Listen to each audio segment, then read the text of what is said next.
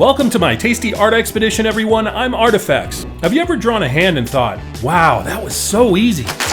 Yeah, me neither. But I have narrowed in on ways to make hand drawings look more consistently like these, and less like, well, whatever this weird thing is here. So let's try it out. But before we jump in, be sure to subscribe and turn on notifications for more art videos like these. Okay, it's helpful to simplify complex shapes, so I always start with a rectangle for the palm of the hand. The palm isn't straight across at the top where the fingers meet, so I angle it down some on the side of the pinky here. Next, I draw an oval as a guide for the thumb muscle and a little triangle on the outside of it to show the angle of the thumb. Fingers are next, and the longest finger is about the same height as the palm, so I'll lightly mark that here. Then, I'll draw a guideline for the angle of the tops of the fingers, which basically follows the line for the top of the palm. Now, imagine what the bones look like for the hand, and think about that when drawing guidelines for the fingers. The pinky line will pass through the top corner of the palm here. The ring finger is next, then the middle finger, and the index finger will pass through the top corner on the other side. Notice how they all meet at the same point at the bottom of the palm. This is what your bones do. Finally, I'll draw a line for the thumb. Okay, if you feel like your fingers end up looking strange, this next part is for you. Try starting with small rectangles for the tops of the fingers like this. Once that's done, just draw lines to connect these rectangles to the palm. See? Not so scary.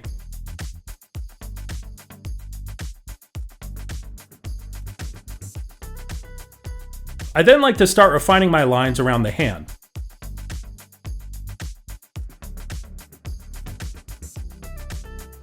Here, I'm connecting the spaces between the fingers with curves for the webbing.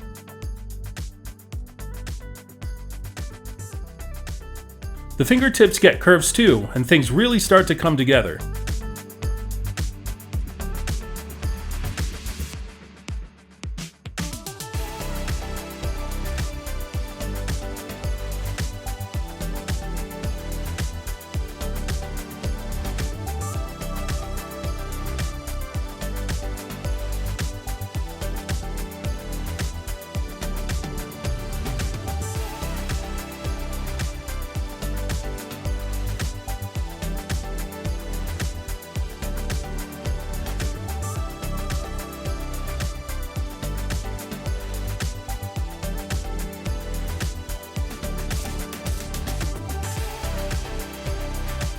So, this is your basic hand drawing, which is hopefully a little easier now.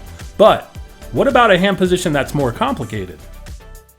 For this, I'll start simple again, but now I'll think about 3 dimensions and go from rectangles to blocks. I recommend getting familiar with drawing blocks or cubes at different angles because it really helps with perspectives when drawing things, like fingers in different positions. Okay, this hand will start the same as before, but the guidelines for the fingers now bend different ways.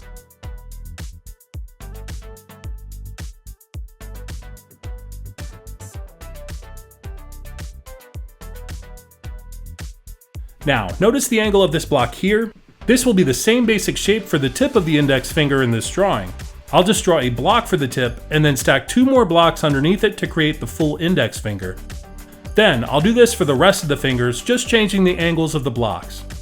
It can take practice to get comfortable seeing the different planes and angles of the fingers that make up these blocks, so don't get discouraged if you don't get it right away. Just keep sketching.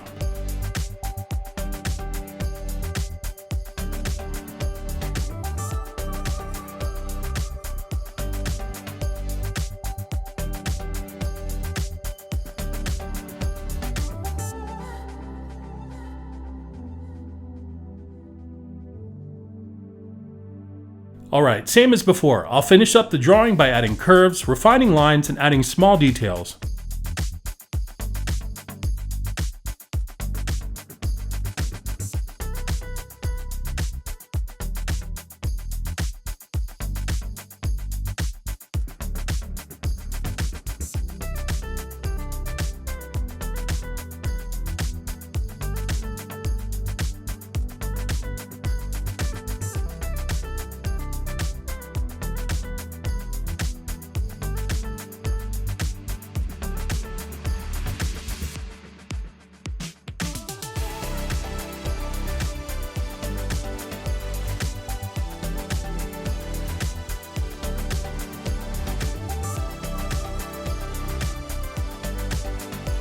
And here we have a finished drawing of a more complex hand.